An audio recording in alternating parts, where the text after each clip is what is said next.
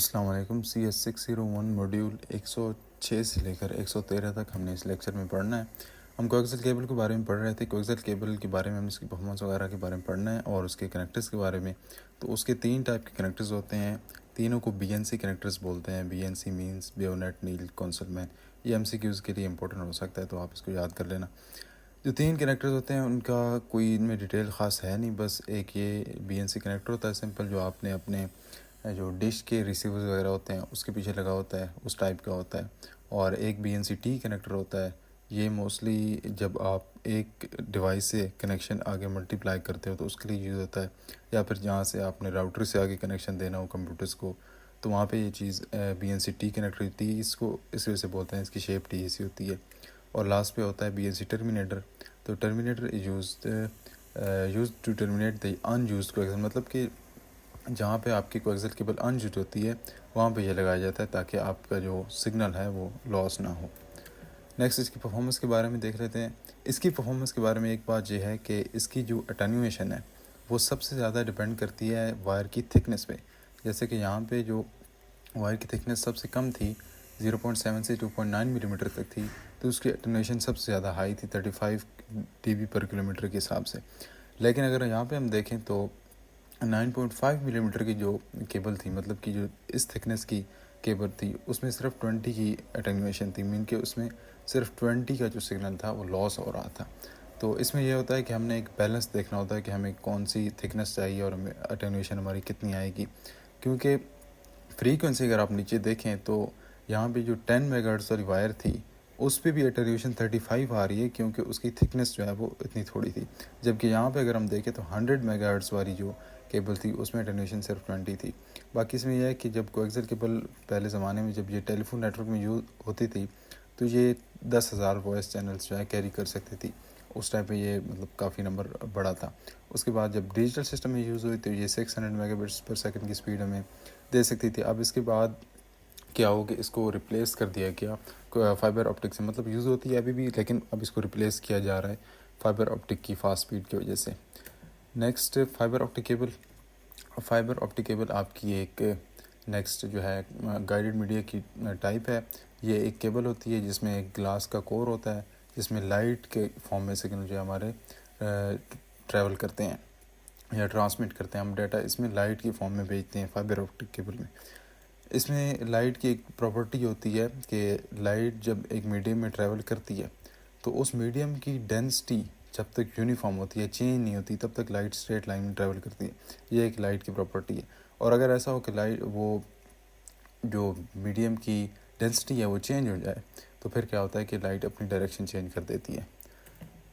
यहाँ से उसको समझने से पहले फाइबर ऑप्टिक केबल को हमें टोटल इंटरनल रिफ्लेक्शन को समझना पड़ेगा, और उसको समझने से पहले हमें एंगल ऑफ इंसिडेंस और क्रिटिकल एंगल।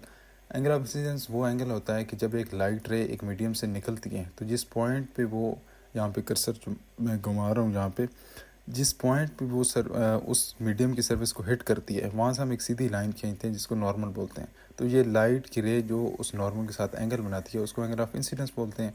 और क्रिटिकल एंगल कौन सा होता है? क्रिटिकल एंगल वो मिनिमम एंगल होता है कि जिसके साथ हम उसी लाइट रे को उसी मीडियम में वापस रिफ्लेक्ट कर सकते हैं। तो यहाँ पे हम पहला केस देखते हैं, तो इसमें क्या है कि हमारा angle of incidence critical angle से बड़ा है। तो लाइट क्या होगी कि बाहर निकल के सिंपली नॉर्मल से परे फिर जाएगी, रिफ्लेक्ट हो जाएगी, रिफ्रैक्ट हो जाएगी। केस 2 में क्या है कि क्रिटिकल एंगल और एंगल ऑफ इंसिडेंस इक्वल हैं। तो ये जो लाइट की रे थी ये उसी मीडियम की सरफेस के अलॉन्ग चलती रहेगी, बेंड हो जाएगी। और लास्ट में केस 3 क्या है कि angle of incidence critical angle से बड़ा हो गया, तो फिर ये लाइट उसी मीडियम के अंदर वापस से रिफ्लेक्ट हो जाती है, जिसको टोटल इंटरनल रिफ्लेक्शन बोलते हैं। और यही वो प्रॉपर्टी है लाइट की जिसके थ्रू हम फाइबर ऑप्टिक केबल में अपना डाटा ट्रांसमिट करते हैं। ये फाइबर ऑप्टिक केबल की कंपोजिशन है, वही कोर है एक सिंपल ग्लास का, उसके ऊपर एक क्लैडिंग है। क्लैडिंग एक डेंसर मीडियम हो सकता है, कुछ भी हो सकता है, जैसे यहाँ पे अगर ग्लास है तो ये प्लास्टिक हो सकता है, कुछ भी हो सकता है। कोटिंग होगी और उसके बाद एक स्ट्रेंथ मेंबर होगा। स्ट्रेंथ मेंबर यहाँ पे लिखा हुआ है डू केवलर। डू केवलर एक आपकी प्लास्टिक की तरह या एक फैब्रिक या कपड़े की तरह एक मटेरियल होता है जो कि इसमें स्ट्रेंथ के लिए यूज़ होता है। और ऊपर एक आउटर जैकेट होगी जो कि रबर या प्लास्टिक की हो सकती है, ब्लैक कलर की यूजुअली होती है। यही सारी चीज़ यहाँ पे लिखी हुई है, आप इसको पढ़ के इसे समझ लेना। नेक्स्ट है ऑप्टिकल फाइबर में हमारा सिग्नल कैसे ट्रैवल करता है या कैसे डाटा ट्रांसमिट होता है। तो यहाँ पे एक सेंडर है, एक रिसीवर है। सेंडर ने एक लाइट रे भेजी, मतलब एक सिग्नल भेजा। वो जब कोर में एंटर हुआ तो उसने कोर की वॉल को हिट किया इस पॉइंट पे, और वो टोटल इंटरनल रिफ्लेक्शन की वजह से उसी कोर में वापस रिफ्लेक्ट हुआ। यही चीज़ जब रिपीट होती गई तो एंड पे जाकर रिसीवर को जो वो सिग्नल रिसीव हो गया। और यहाँ पे जब हमने केस 3 पढ़ा था कि यहाँ पे एंगल ऑफ इंसिडेंस जो है वो क्रिटिकल एंगल से बड़ा होता है। और यहाँ पे एक चीज़ ये भी है कि जो क्लैडिंग होती है इसकी डेंसिटी कोर की डेंसिटी से ज़्यादा होती है, तभी जाके जो है उसमें हमने पढ़ा था कि जब डिफरेंस आता है उसकी मीडियम की डेंसिटी में, तभी हमारी लाइट जो है वो बेंड होती है। यही चीज़ यहाँ पे लिखी हुई है, मैंने पैराग्राफ फॉर्म में, इसको आप पढ़ के इससे समझ सकते हैं। यहाँ पे आगे प्रोपोगेशन मोड्स हैं कि ऑप्टिकल फाइबर में दो डिफरेंट मोड्स होते हैं, मल्टी मोड होता है, सिंगल मोड होता है। सिंगल मोड में जो लाइट होती है वो एक ही पाथ फॉलो करती है और ये लॉन्ग डिस्टेंस के लिए यूज होती है, इसकी स्पीड तेज़ होती है और इसको सिंगल मोड फाइबर भी बोलते हैं। मल्टी मोड में ये आता है कि लाइट तो मतलब सिग्नल एक ही होगा लेकिन वो मल्टीपल पाथ्स लेता है, ये शॉर्टर डिस्टेंस के लिए बेहतर है और इस टाइप केबल को मल्टी मोड फाइबर भी बोलते हैं। फिर इसके मजीद आगे दो टाइप से मल्टी मोड की, स्टेप इंडेक्स और ग्रेडेड इंडेक्स। स्टेप इंडेक्स में ये होता है कि जो कोर है उसकी डेंसिटी यूनिफॉर्म होती है ऑल अराउंड द एरिया, तो मतलब सेंटर पे भी वही होगी, ऑन साइड्स पे भी वही होगी। तो इससे होता है कि लाइट जब रिफ्लेक्ट होती है तो वो शार्पली बेंड हो जाती है, शार्पली रिफ्लेक्ट होती है। वो हम अभी आगे हम डायग्राम पे देखेंगे। तो शार्पली बेंड होती है, उससे क्या होता है कि हमारा सिग्नल डिस्टोर्ट होता है या डिस्पर्स हो सकता है, मतलब कि सिग्नल में लॉस हो सकता है, लेकिन इसका फ़ायदा ये है कि लेस एक्सपेंसिव होता है। जो ग्रेडेड इंडेक्स है उसमें ये होता है कि कोर की जो होती है, क्या बोलते हैं इसको, डेंसिटी, वो ग्रेजुअली डिक्रीज करती है टुवर्ड्स दी एजेस। तो मतलब कि सेंटर पे एक होगी तो फिर एजेस की जो है तरफ घटती जाएगी। इससे होता है कि जब लाइट इसकी वॉल को हिट करती है, कोर की वॉल को हिट करेगी, तो उसमें फिर ये होता है कि ये लाइट स्मूथली बेंड होती है, जिससे डिस्पर्शन कम होती है। यहाँ पे उन्हीं चीज़ को जो है फिगर में बताया हुआ है। तो ये पहला स्टेप इंडेक्स है, इसमें लाइट शार्पली जो है बेंड हो रही है, और ये दूसरा मल्टी ग्रेडेड इंडेक्स है, तो इसमें लाइट स्मूथली जो है बेंड हो रही है। और लास्ट में सिंगल मोड है, इसमें जो है कोर का डायमीटर वो बहुत नैरो होता है, मतलब कि हमारा पाथ नैरो होता है, लेकिन इसमें पाथ चूँकि लाइट ने एक ही लेना होता है, और ये हाईली फोकस्ड जो है लाइट रे होती है। अब यहाँ पे अगर आप देखें तो स्टेप इंडेक्स में जो हमारा सोर्स का सिग्नल था वो कुछ ऐसा था, और डेस्टिनेशन पे जाके वो कुछ ऐसा हो गया, मतलब कि काफ़ी चेंज हो गया, डिस्टोर्शन आ गई है। यहाँ पे अगर ग्रेडेड इंडेक्स में देखें तो सोर्स ये था, डेस्टिनेशन में थोड़ा बहुत सिग्नल मिलता है, इसमें डिस्टोर्शन कम थी। और अगर हम सिंगल मोड में देखें तो हमारा सोर्स और डेस्टिनेशन का सिग्नल ऑलमोस्ट सिमिलर है। यहाँ पे फाइबर की कुछ टाइप्स बताई हुई हैं, कुछ इसमें कॉम्प्लेक्स है नहीं, बस उसकी कोर की डायमीटर और उसकी क्लैडिंग का जो विड्थ होती है वो बताई गई है कि उसकी कितनी वो चौड़ी होती है। और यहाँ पे इसकी टाइप का जो नाम है या इसको जो टाइप बोलते हैं वो सिंपल इन दोनों की रेशोज़ को लिख देते हैं, तो कोर और क्लैडिंग की रेशो। और यहाँ पे याद रखने की बात ये है कि सिंगल मोड में कौन सी होती है, उसकी क्लैडिंग कितनी माइक्रोमीटर की होती है, कोर कितना होता है, बस ये इसमें है। नेक्स्ट है फाइबर ऑप्टिक केबल के कनेक्टर। तो इसमें मज़ीद कुछ डिटेल है नहीं, बस जितना लिखा हुआ है उसके हमने देखते हैं कि एक होते हैं सब्सक्राइबर या स्टैंडर्ड चैनल, जो कि आपकी केबल टीवी में यूज़ होते हैं, इस तरह की इनकी शेप होती है। उसके बाद एक स्ट्रेट टाइप कनेक्टर्स होते हैं, ये लोकल एरिया नेटवर्क्स में यूज़ होते हैं, लैंस में यूज़ होते हैं, नेटवर्किंग में यूज़ होते हैं। और यहाँ पे फाइनली जो है MTRJ कनेक्टर होता है, जिसको mechanical transfer register jack connector भी बोलते हैं।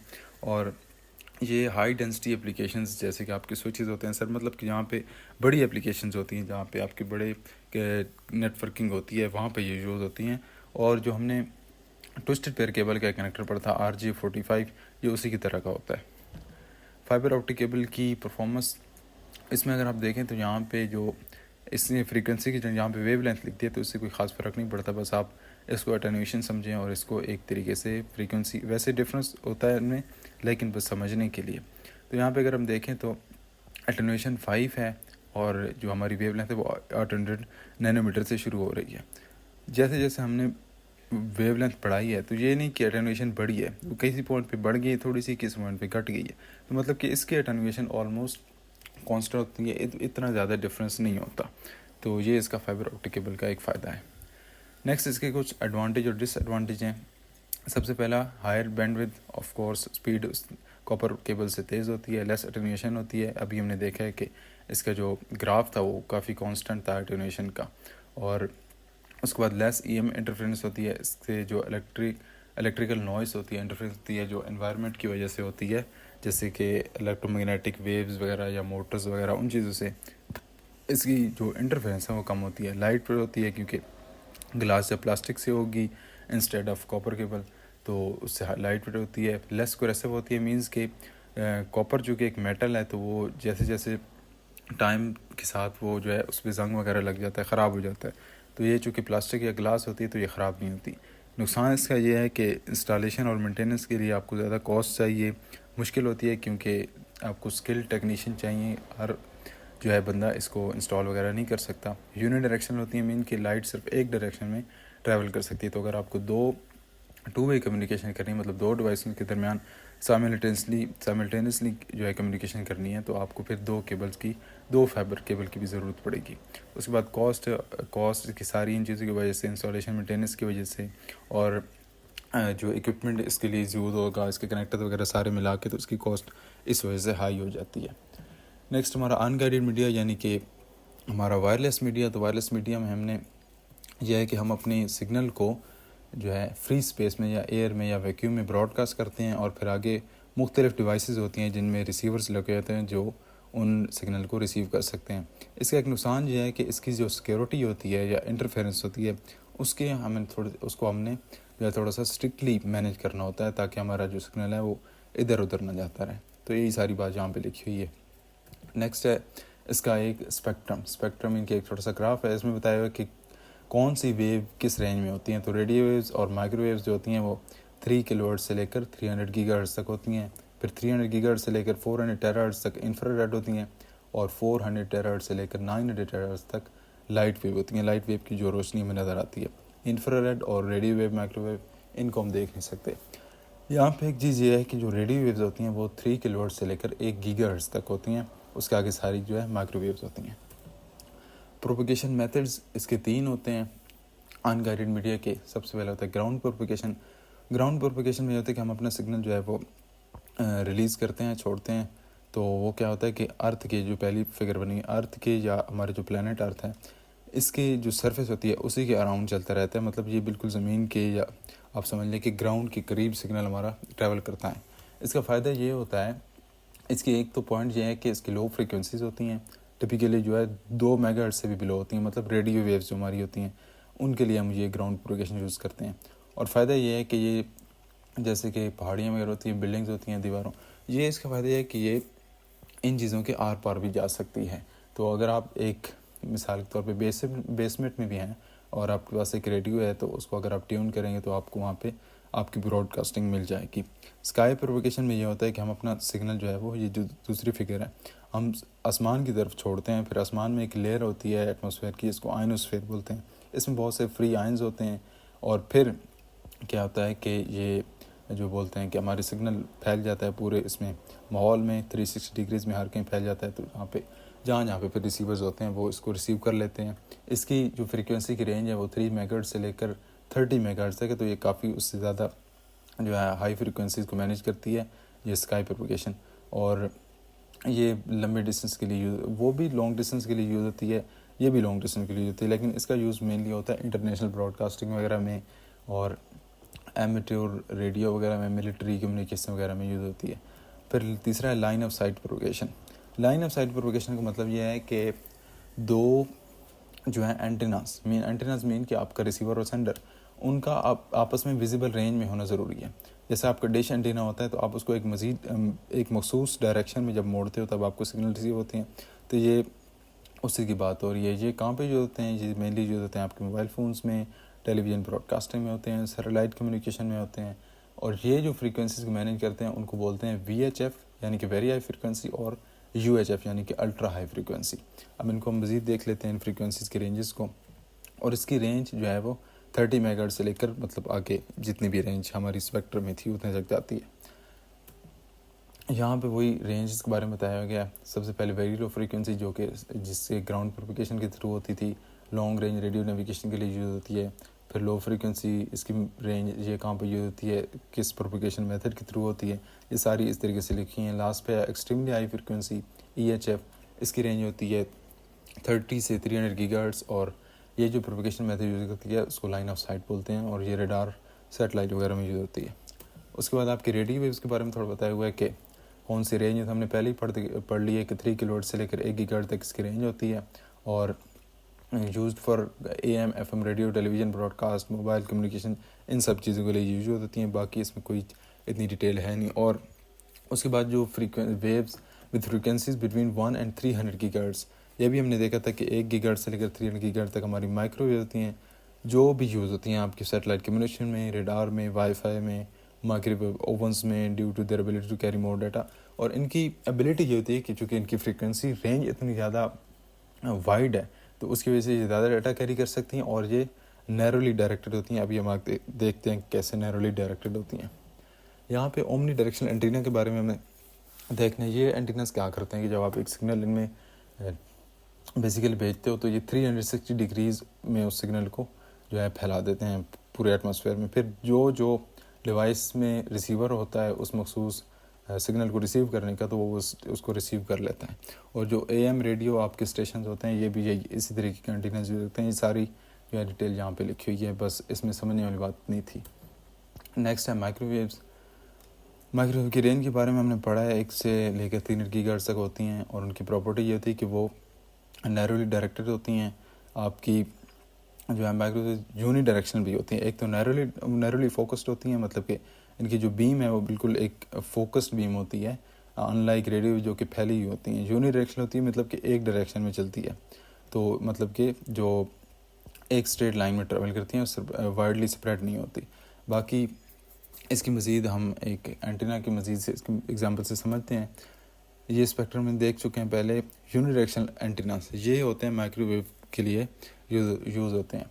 तो इसकी 2 यहाँ पे एग्जांपल्स दी हैं, एक पैराबोलिक डिश एंटीना है और एक horn antenna. Parabolic dish antenna यही आपकी जो डिश नॉर्मल यूज़ होती है, ये क्या करती है कि इस पर सिग्नल्स जो है फॉल करते हैं इसकी सर्विस पे, और उनको ये फोकस कर देती है। इस पॉइंट पे इसने इन सारे सिग्नल को फोकस किया हुआ है। और जो दूसरी है हॉर्न एंटीना, इसमें होता है कि एक नीचे से सिग्नल आता है, वो इस सरफेस को एक मखसूस एंगल पे हिट करता है, और फिर ये इसको आगे जो है डायरेक्ट कर देती हैं।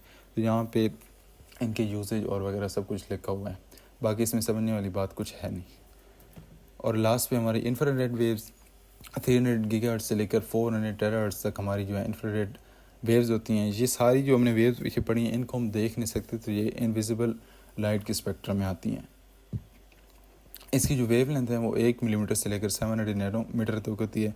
ये आपकी शॉर्ट रेंज कम्युनिकेशन, जैसे आपके टीवी रिमोट्स होते हैं, तो उनकी बिल्कुल रेंज जो है वो शॉर्ट सी होती है। और इसका फ़ायदा ये होता है कि ये वॉल्स को चूँकि नहीं कर सकती, पेंट्रेट नहीं कर सकती, उनके आर पार नहीं जा सकती। तो फॉर एग्जांपल अगर आपका एक टीवी एक रूम में है, दूसरा दूसरे में है, तो ये नहीं कि आप एक रिमोट से एक टीवी को कुछ चेंज करेंगे तो दूसरे में हो जाएगा। तो इसका एक ये फ़ायदा है कि ये जो है इंटरफेरेंस जो है इसमें ऑलमोस्ट ना के बराबर होती है। बाकी इस लेक्चर में कुछ भी नहीं है। ये फ़ाइल आपको इसकी लिंक जो है डिस्क्रिप्शन में मिल जाएगी, और इसमें इतना ही था।